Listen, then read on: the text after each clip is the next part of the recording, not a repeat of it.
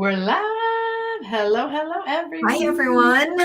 Hey. Yay, welcome. Welcome. Happy Monday, all, if you're watching this live time. Otherwise, whenever you're watching it, hope you're doing well. Yes, hi, replay viewers. We get a lot of replay viewers. Yeah, I love I always that. forget what to say. It's replay viewers. Hi, replay viewers. Hey, so today we wanted to talk about who do you need to be to attract love and money. So this will be a fun topic. There's a ton of stuff that we can share.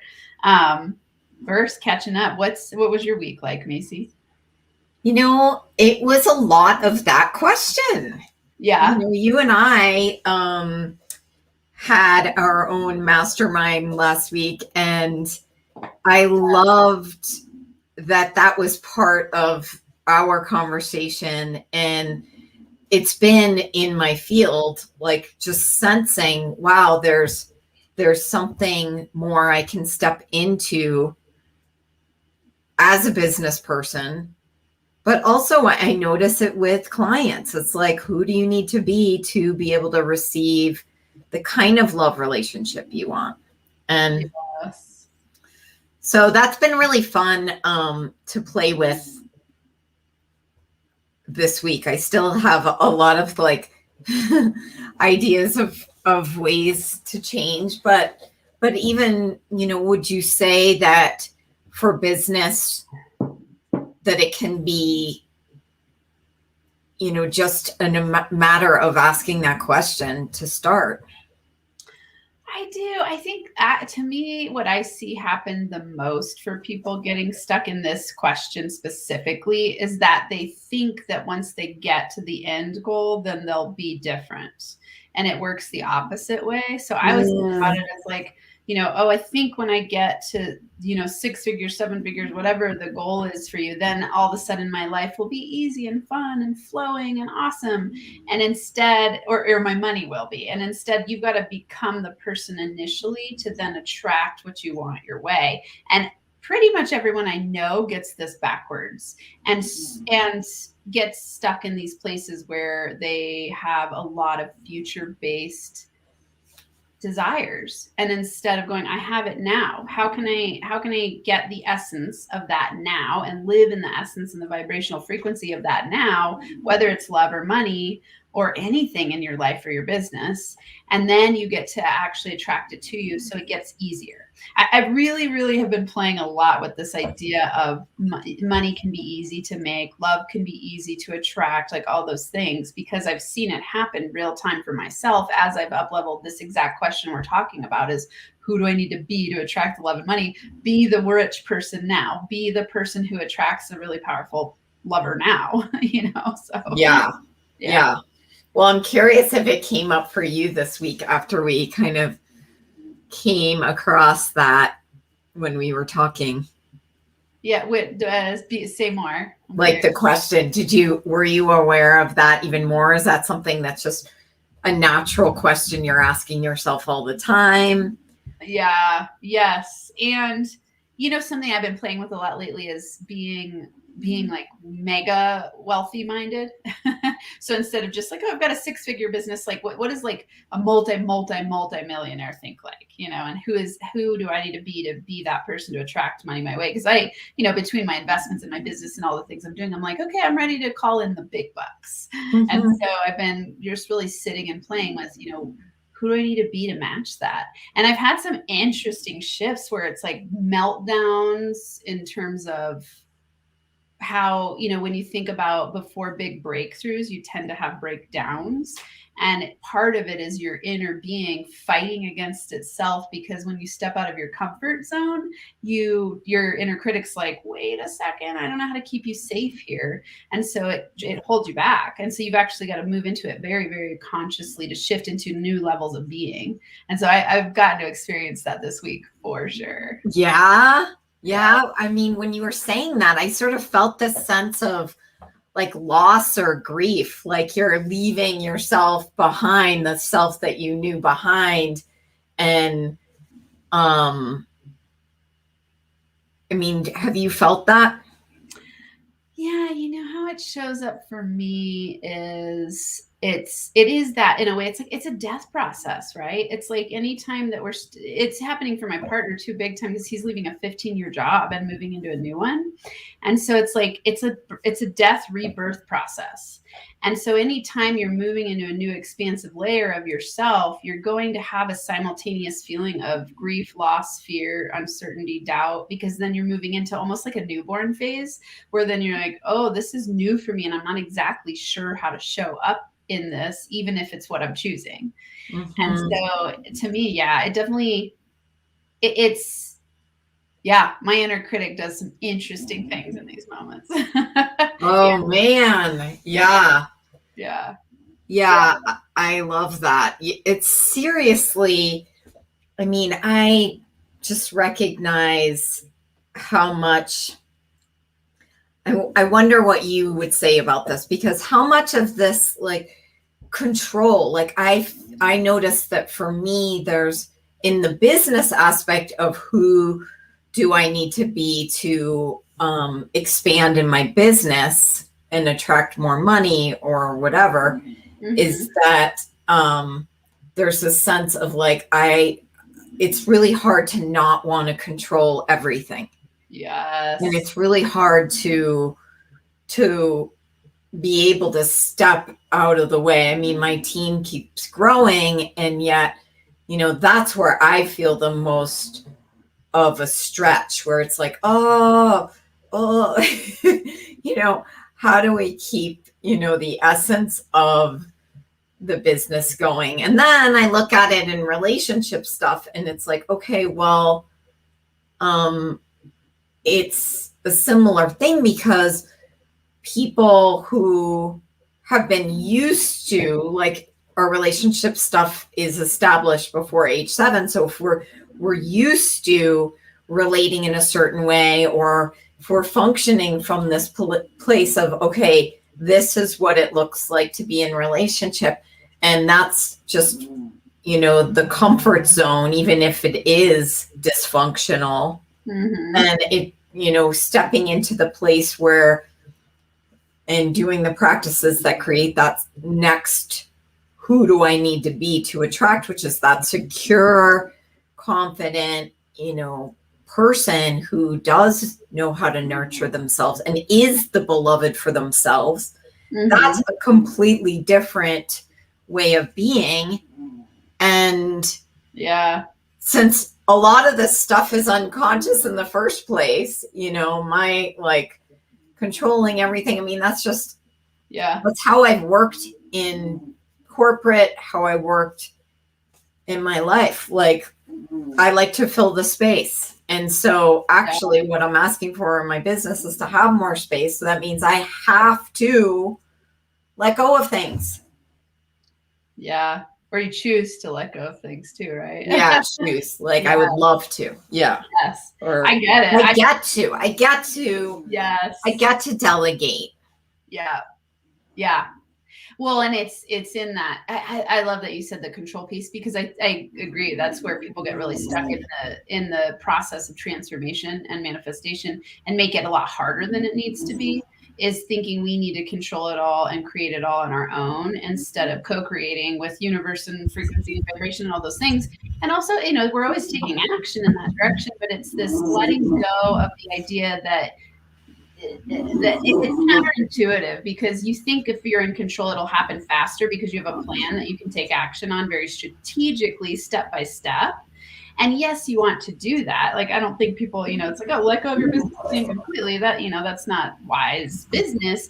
And yet you want to be willing and open for new things to come your way, you know, and I think in a dating context, I love That's a snore. I can hear your dog so much today. It's awesome. Oh my gosh, let me kick her. So she's like, come on, girl, wake up. So cute. I went to the zoo yesterday. It's like a zoo animal. Oh. Yeah, so it's you know, in a love context, I think about it like when I met Abe, and letting go of some of the rigidity around the, like, thinking I needed to have all the details and plans figured out. And as I let that go, he was able to come because it was like, oh, I've let go of my preconceived notions of how my partner exactly needs to be. I was reading a really cool manifestation book then, and whenever I tap into some new awareness, I usually find it from like 3 or 4 different places all at once, like in the same couple days, and I'm like, cool, that means this is the next layer of learning for me. And it was a difference between talking about general versus specific manifestation, and how some people are really good at specific manifestation, where they can go like, I want this, and it's a little bit, I would say it's because they're not controlling it, they're playfully doing it. They're like, I specifically want this and this, and then they call it in pretty quickly. Other people are better at general manifesting, where it's like they go, I want the essence of this, and that allows me to release control. And so for me, I've noticed I'm better at general, where I go, I want to feel this way, and I want a person who I feel this way with, and I let go of the specific details of it. And that makes it a lot easier for me. If I'm really super specific, my control button gets kicked in, and I'm like too hyper aware of my control around it. And then I don't let the better things come. Well, that's because as soon as we get specific, we're landing in a definition that it has to be this, this, and this. And if we're in this space, I mean, I talk about this a lot with my clients. Like, if we're in this space, like, okay, I'm specifically needing this, then we can't see the infinite space beyond that. Yeah. So it is really, what I love about creating in love is in everything, really, creating in our life, like being able to be in the consciousness of creation, is that, when we acknowledge that the way our mind works is that it's going to work only looking to reference points in the past. It can only look back to what we've been or done before. And so that's why I think that you sense that. I mean, for me, it's like, okay, well, what would I love to create? What would that be like? And it's not going to have pictures all the time. Like when you're talking about like the mega wealth, or what I say is like the unicorn extraordinary love experience, is something that is a beyond. It's a beyond. Yeah. Because you don't know it yet, or you would have already created it in your reality. Right. So I think that that's a really fun space to be. To me, that was one of the most freeing, like, ahas for me in manifesting things, is that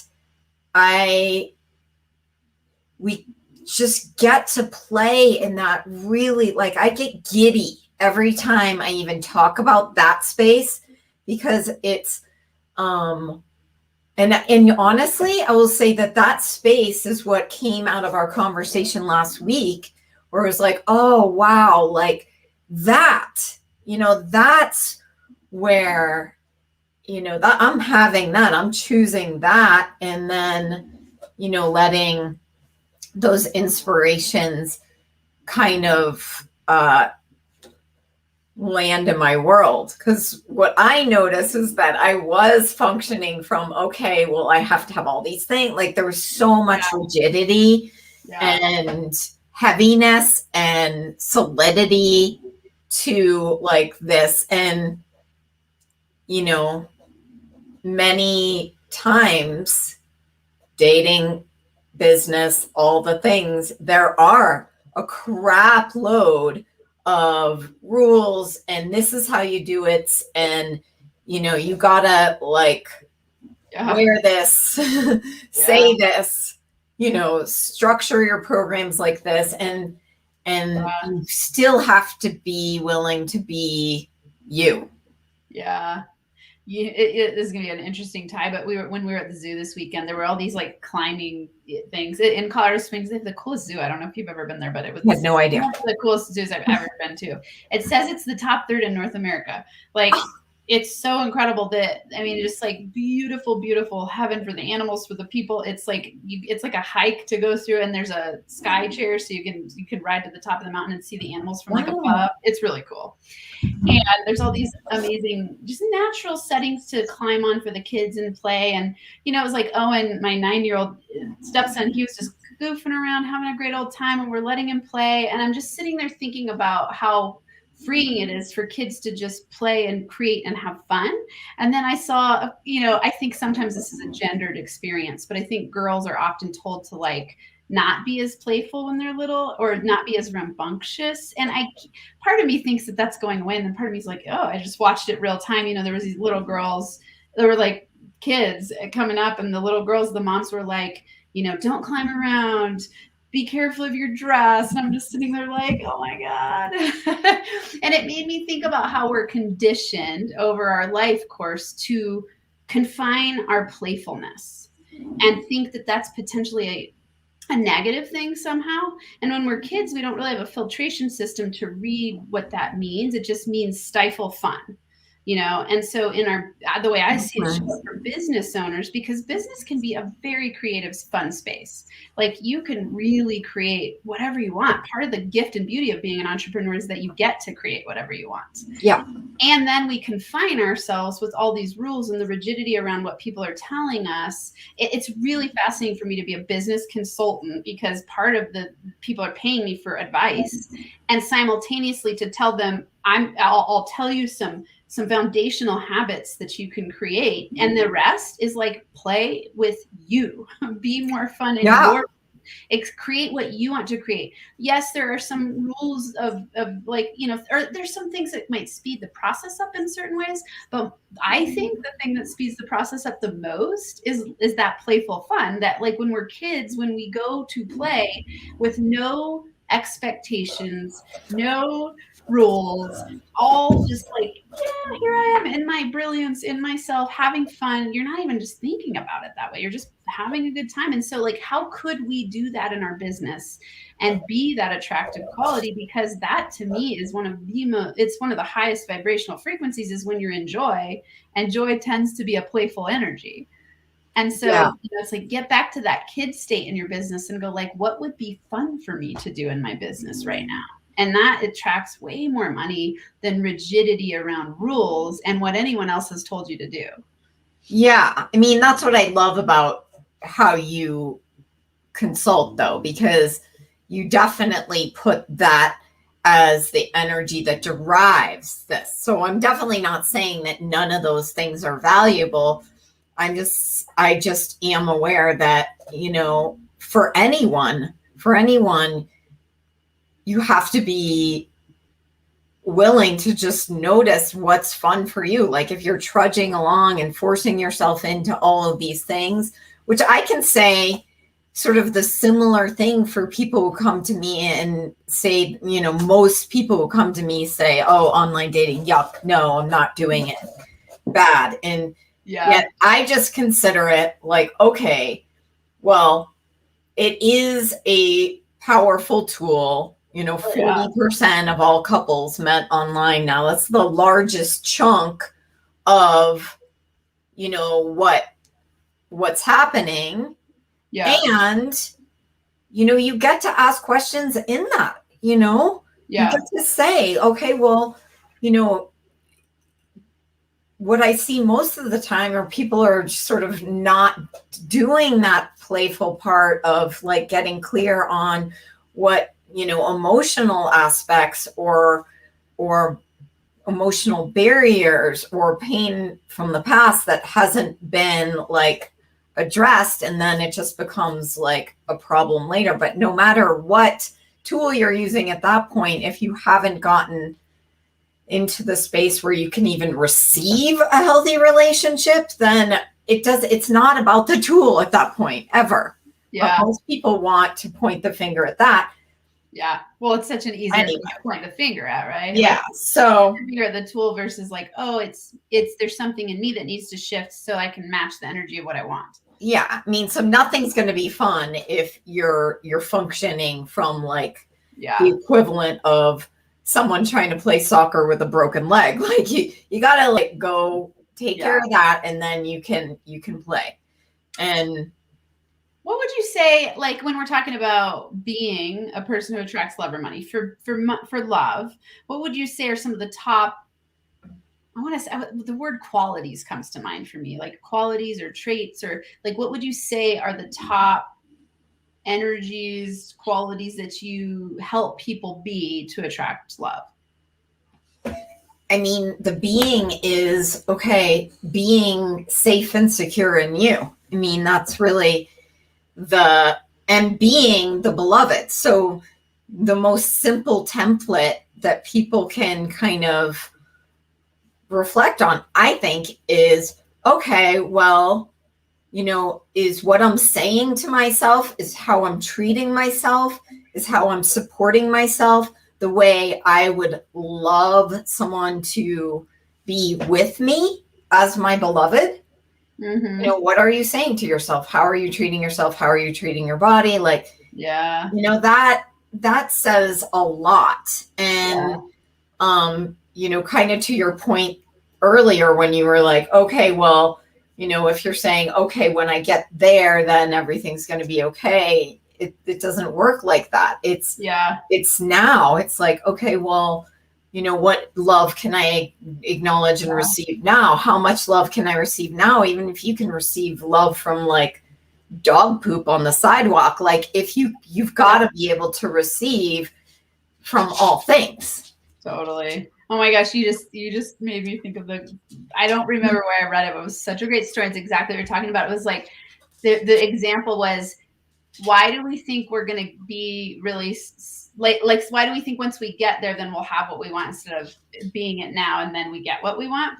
The example was like, it's like someone saying, I'm going to lose 20 pounds and then I'll go to the gym. Right? I was like, that's brilliant. That's exactly it. Like, oh my God, that's so good. Isn't it? I mean, it's like so funny how we think that way. We go, oh, once I, like I'll get that thing later after, but instead of doing the thing now, like, okay, go to the gym, take the step in the direction, be the person who works out, you'll lose 20 pounds over time. Yeah. And it's a process, it's a journey, and all those things. I was like, that's such a funny way to think about it. It's like thinking, yeah, I'm going to attract the love of my life, who's this amazing person, and then I'll become an amazing person.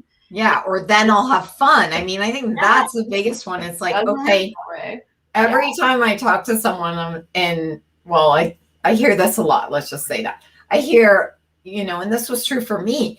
Like what I was really excited about with a person is to be able to have just like, space with them, that lightness, the humor, the exploration. Yeah. And so good. And there was so much that I added into my life in this last round of dating. Not that I didn't ever add these things into my life, because I did, but I think it was just the feelings around it, the like attitude, and the choice for having more fun. Yeah. That really relaxed my nervous system too, which is a lot. I've been talking a lot about nervous system stuff with my community because of how we can shut down and go into, certainly in business with money. Oh my gosh, like the stress of like, oh my God, I don't have enough. And then we're like freaking out, and then freezing in the hopelessness, like it's never gonna happen for me. And then those two states are not money making states. Definitely. Those two states are not love attracting. No. Desperation is what you're talking about. Like, I mean, neediness and desperation are super repellent to both. And you're right. For anyone watching at any point in time, it makes me think, like, when I think back to when I was on food stamps and like on the floor, broken relationships, crying, food stamps, right? Pretty negative state to be in. And simultaneously, I knew I had to change myself. And so people ask me all the time, like, well, how did you start saving and investing when you're on food stamps? And I said, I just started the habit. It was with very few dollars. It wasn't like, oh, great, I can invest a whole bunch and it's going to happen fast. I just started shifting my identity toward, I'm a saver, I'm an investor, I can break through this. And I started reading everything I could. And so I shifted myself from within, and I started to just do the habits even on a smaller level. I didn't have a lot of money to do that with, but I just did it, and it started to work. And then that doubled and tripled. And then I got to put more money in, and then it just grows. Same thing with love, right? Like I started to go, okay, there's something within me that keeps attracting a certain type of relationship. I've got to change so I can start attracting different types of relationships and different circumstances. And so, I think sometimes I hear this from people like saying to me, they're like, well, you have a 6-figure business and this and that and the other. And, I'm like, yeah, this wasn't always how I was, like if you knew me 4 years ago, I was a wreck, and in a lot of ways. And thank God I was a wreck, because here I am today because I got to break through all those things, but it was a decision I made. And so it's that person who in the beingness goes, I'm deciding to shift myself and learn and do what it takes to then over time have the steady and slow wins the race mentality of like, I'll get there. Like now my life is just getting better and better and better and better and better. And it's a direct correlation to me changing myself from within. Yes. Okay. Can we just like savor that? Because anyone who's watching, like you can actually make that choice right now. Like make the choice to be the one who can have what it is you're asking for. So whatever it takes to be the one who can have what you're asking for. And guess what? You don't need to go into your head about that right now. I know that I'm aware that a lot of you are probably hearing this and saying, oh, I made the decision to do that, like what Amanda just said. And for me, absolutely. I know exactly when I made sort of that different level choice. Well, I made the choice. I made the choice to do whatever it takes to figure out this love thing. And I did. And guess what? It doesn't have to be a grind or an intensity or a heaviness to make the choice.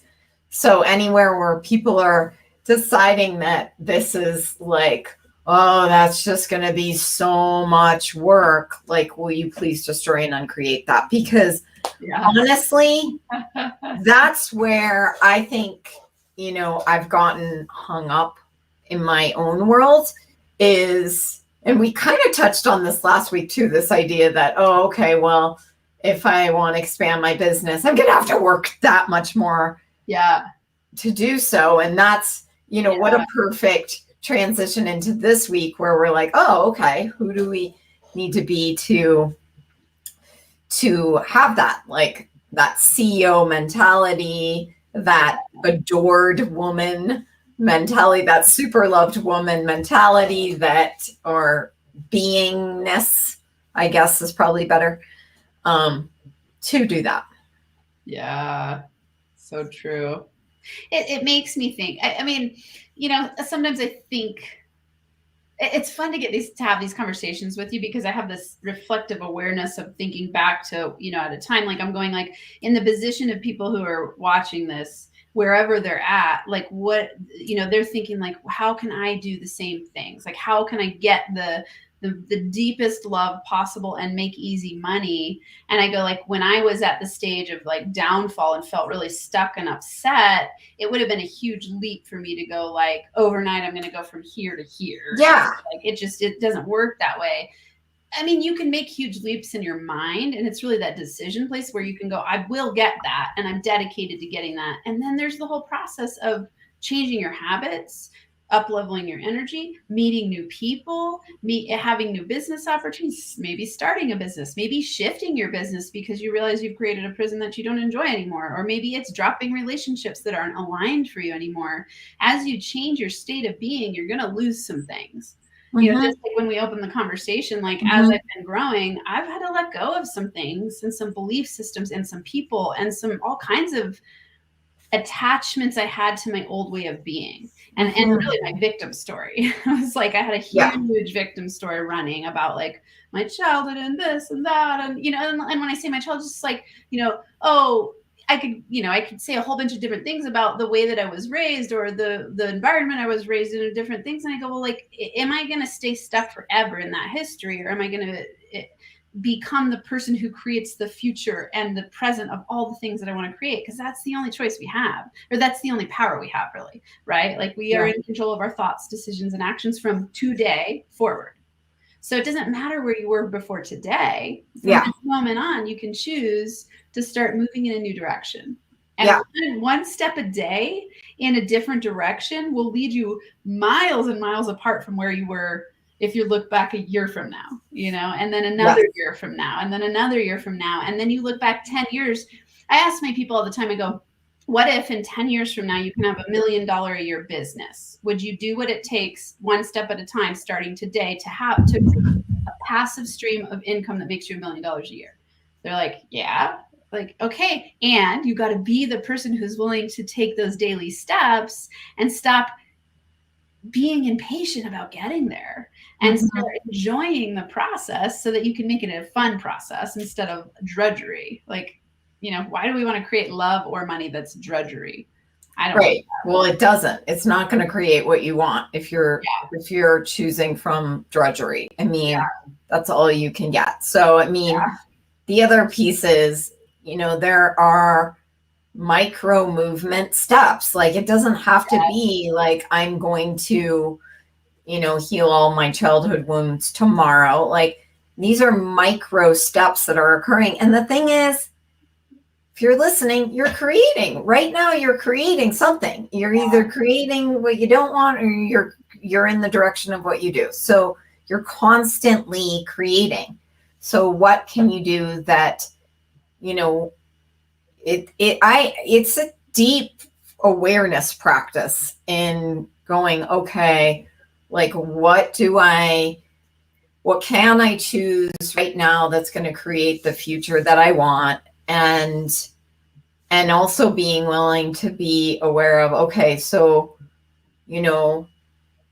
if I could choose anything and I'm not going to get it wrong, like, what would I choose? Like, being willing to just take a step, not over analyzing, not trying to get it perfect, because I think that's the thing too, that a lot of people think, okay, well, I want to get it right like Amanda, or right like Macy, and like, then they're not choosing something and they're staying in,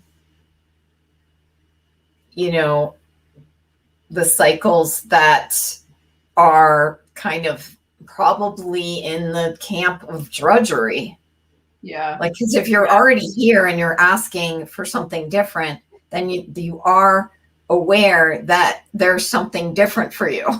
Yeah. So, there's a possibility of something different. Yeah. Yeah. Yeah. I love that. That's an important highlight, is to remember to stop comparing yourself to other people. Like, be you. When we talk about attracting love and money and who do you need to be authentically you. And it's such a funny hot button word right now, or buzz, like, authentically you. Like, what does that really mean? To me, what that really means is stop comparing yourself to other people. Let yourself expand into who you really want to be.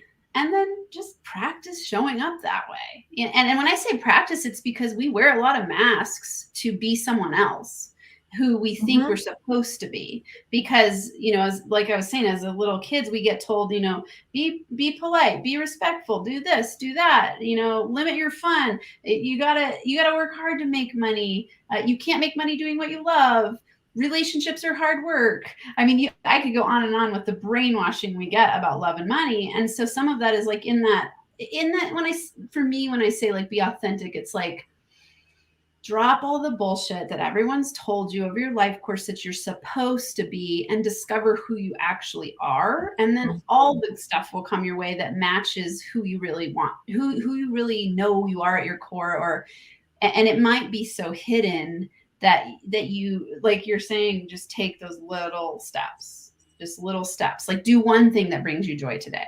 It might not be that you have a day filled with joy. Do one thing that brings you joy. And then tomorrow, do 2 things that bring you joy. And then you start to unleash this part of yourself that's more playful and creative and fun. And then that energy actually starts to attract more opportunities to do that your way. And then things start to really shift. It's like when I was down in the gutter, it wasn't like all of a sudden I went from one day to the next, like all of a sudden living in my joy every day. I mean, it was a process to go. I had to train myself. Like it was retraining my brain in the direction of every time I'd have a thought that was on the end of the old ways I was thinking, I would shift in a new direction. I mean, I'm talking hundreds of times a day I would do that. Hundreds. Now I don't, I can do it very quickly, but I trained myself to do that. It wasn't just an automatic thing that happened once I made the decision. It was, I think, I was reading a cool segment on this the other day about the power of committing and then recommitting. And so we always think it's about the commitment. It's actually the most important part is the recommitment to the commitment, because you're going to lose sight. You're going to feel discouraged. Things might take longer than you think. They might turn out a little differently than you think in the way that, when you let go of the control, like we were talking about. So it's like, how can I commit? How decide and then commit and then recommit and just keep doing that over and over, and then watch your everything dramatically change over time. Yeah.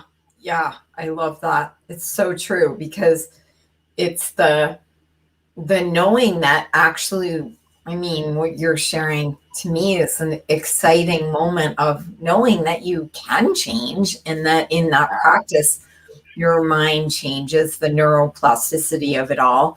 And being able to, I'm curious to know, like, what helped you get to those kind of cues? I mean, for me, I know that if something feels like kind of funky and bad, then there's something that's not in alignment. But like, being able to get into those, to collect more of it may be body cues. It may be that you actually are aware of beliefs that you've been repeating. And so you can just notice those. Maybe it's you're naming your inner critics, and that can be helpful. So that when those things, you can almost sort of anticipate, or you see them coming and do a course correct in a way towards joy. Yeah, you're talking about like powerful self-awareness, right? Yeah. And it's a practice over time. It really is. I think I often think people are looking kind of for like a magic pill of like, oh, can the process of transformation just be like is there just one solution? And I when I really look at that, I go, okay, yeah, if we name the solution, become a master of yourself, which takes into account 1,000 different things or 1,000,000 different things. It's like a lot of different tools, but I would say the one thing that's changed me the most my outcomes the most dramatically, is practicing being more self-aware. Like personal growth and development, and that's what you got to start with. It's like I think part of the thing we're talking about when we say who do you need to be to attract love and money, it's that be, do, have mentality. And I think most people focus on the have, and or they simultaneously point the finger at everyone else for their reality. So it's, and when we say the be in caps here, it's because it's about you, and your beingness is by far the most important thing you can do to shift. And when we say that, it's not like, you're going to need resources, because you can't see beyond yourself always, and when we say resources, like for me, it started with books and podcasts, because I would go to the library, I would get free books from the library. I mean, it was like I started with very simple steps that were very inexpensive, and now it's like I pay lots and lots and lots of money for coaches and consultants because I worked my way up to that. And so I think it's just about the decision to go, I want something different, and now who am I going to be to get that? Yeah. So worth it. It's so worth it. And so worth it. I mean, and that there's nowhere we're like arriving. I mean, yes, I think that's so true. Such a, I don't know how to put words to it, except for, I know we've shared this on here before, but I'm just so grateful that I can have the choice to learn and grow. I mean, I'm constantly still devouring books. I have like 5 books coming this week. And Yeah. that, it's that consistent. I mean, my hunger for like expansion and more joy, I feel so happy about that. Yeah. And so if you're thinking out there that, okay, same as where we started, that once I get here, it's like, well, I don't think there's any arriving place anyway. Same with relationship. How many people, when I first started, I was doing a lot of like, oh, let's do the work that helps you prepare for dating and love. And then that, people would do that with me. They would meet someone, and then a couple months later, like, what do I do with this? So I recognize that, oh yeah, that's not the goal. The goal is, well, and if anything in love, I mean, I'd say both in love and money, once you get the thing that you think you've been wanting for so long, it's going to open and maybe the word trigger or awaken all kinds of challenges for you now to work through, because the whole reason that you haven't gotten it yet is because there's lessons that need to be learned, right? So then once you attract that initially, there's going to be more lessons to be learned. Right. And it's fun. Like totally. Even if it sounds exhausting hearing us talk about it. Yeah. My experience has been that the more, I practice all these things and surround myself with people like you and immerse myself in the things that just feel so nourishing, the more ease I have. Yeah. I love that you're saying this, because it's not something, I don't know why that's not in my mind for people to say it sounds exhausting to do that work, because I think but you're right. I think people think like, oh my God, I'm so far from where I'm from yeah, here. I think that's so far and like so much work. And then for me, so then it's like a mindset shift where you go exactly like you're saying, like the more that you do that type of work, the easier and easier life gets. And so it's the pain pleasure principle, right? This is something I think is beautiful about entrepreneurs, is that they often are willing and able to offset pleasure in the moment for long-term gain. And most people live by the pleasure in the moment, and then they never get the long-term gain, because they're just moment by moment, which, presence is powerful, but it's not usually about being present with the pleasure. It's about trying to escape pain by doing things that are momentarily pleasurable. And so I go, okay, let's play with this a little bit and go like, how can becoming a person who attracts incredible love be a fun process? How can money making be a fun game?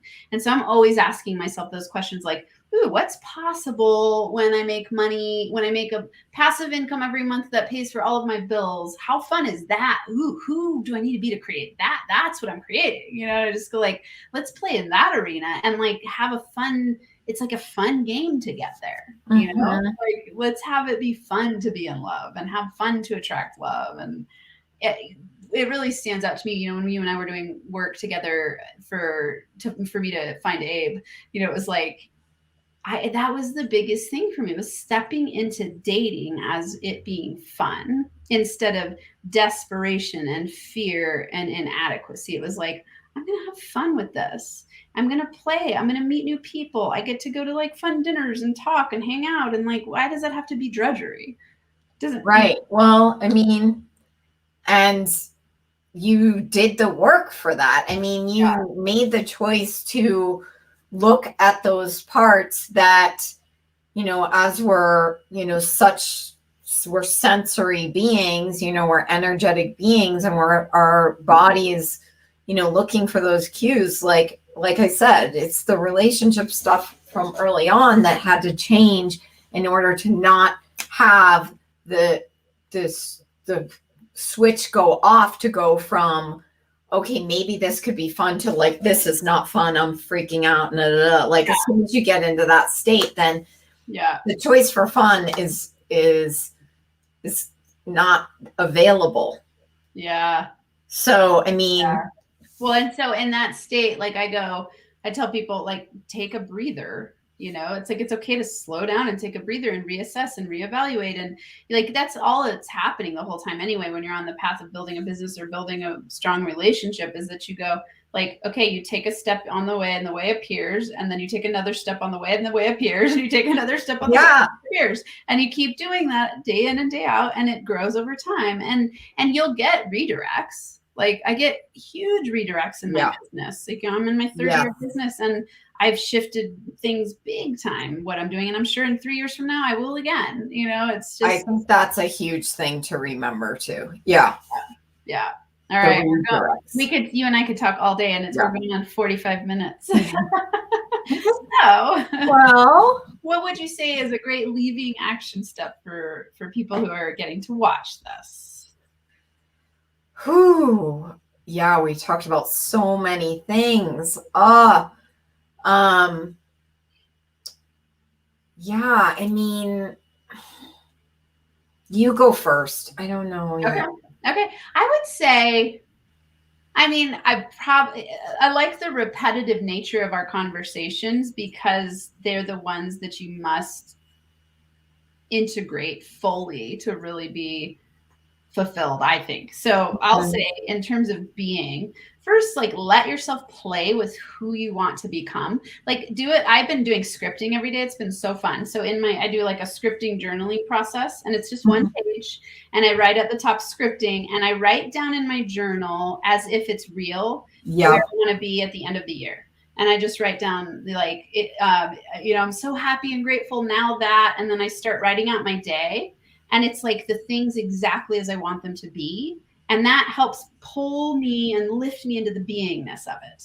And so, try that out. It's a fun action. That's the perfect tool. That I call that future gratitudes. I think that actually is a good thing to land on with this conversation. Like, that's how you get there. Like, who do you need to be? Like, go be that person and write about it now. Like, I'm so happy now that I know what, a secure relationship feels like. It feels so good. Yeah. And I'm so happy now that, and you don't need to know the details of what the person looks like or any of the stuff. No, not at all. The feeling of it, like, play with the feeling of like, oh, I love holding hands and going to the movies and whatever it is for you. Like, I love going on trips with my honey. I love, for me, I'm always writing, I love having enough passive income to wake up every day and just do whatever I want. Like, it's just fun. And then your brain starts seeing it, and your brain doesn't know the difference between reality and visualization. It doesn't know imagination versus reality. So you start to step into the beingness of it. Yes. It's the best place to start. I love that. Hi, Joy. Joy's on. So this is really good. Yep. Yeah, I know. I could talk to you for hours and hours, as everyone knows. Yay. Well, what do you have coming up? I mean, you definitely have the 30moneymakingsecrets.com, which is so worth it. Yes. I'm sending people there because it's 30 days of videos in their inbox, 5 to 6 minutes, awesome tips and tools. Do not miss that, people. Mantras every day. It's really cool. Really, that program. Yeah. And then I have a Money Blocks profile. I've got all kinds of cool stuff. If people go to my website, nfamoney.com, they'll find all kinds of great resources. Yes. Yeah. What about you? Yeah, I have a 30-day also. That's kind of fun.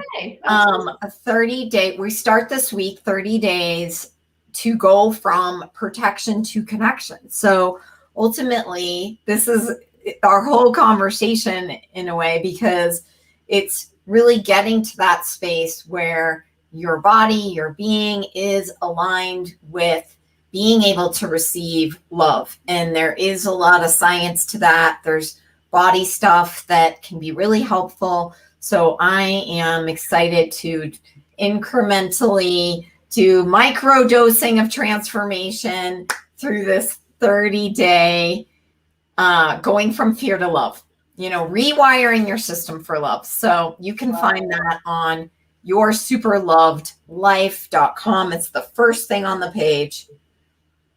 Brilliant. Wonderful. Okay. Awesome. So everyone go to both of those, and the website, the domain names are scrolling across the bottom if you need them. So That's Yes. where they are. All right. We will be back. Yes. See Thanks you all for next week. joining everyone else. Bye, everyone. Bye, everyone.